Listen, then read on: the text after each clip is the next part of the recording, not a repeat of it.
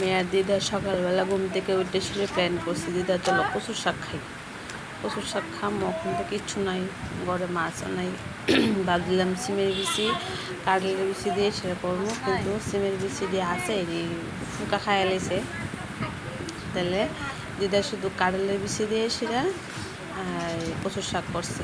তো আমি আমার কলিগ একজন কইছে কচুর শাক আইনা খাওয়াইতাম, তাই কলকাতার আর কি আইনা খাওয়াই কচুর শাক। তো ভাবলাম তাই অনেকদিন হয়েছে কইছে, তো একটু কচুর শাকও তাই লেগে লইয়ামু দিয়ে দেয় দিয়ে কাইটটা আনছে, আমিও আনছিলাম কিন্তু কম হইব কচু।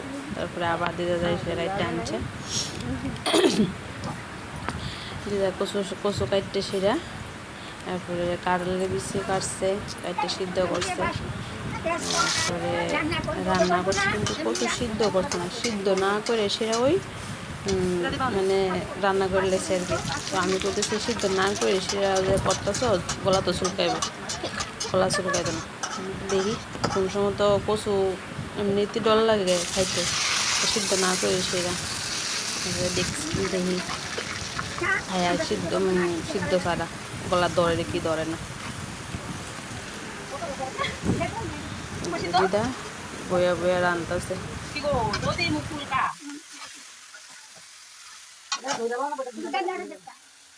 কাঁচা লঙ্কা বাটা দেবো, আস্তা চিরাও দেবো,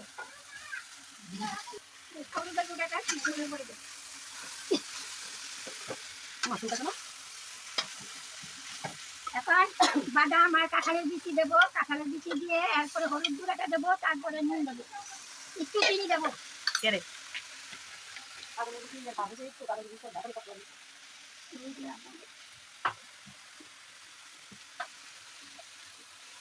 হলুদের গুঁড়া দেবো।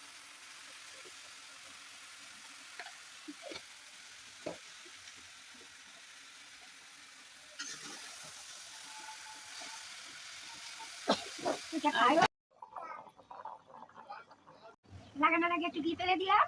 এখন আমি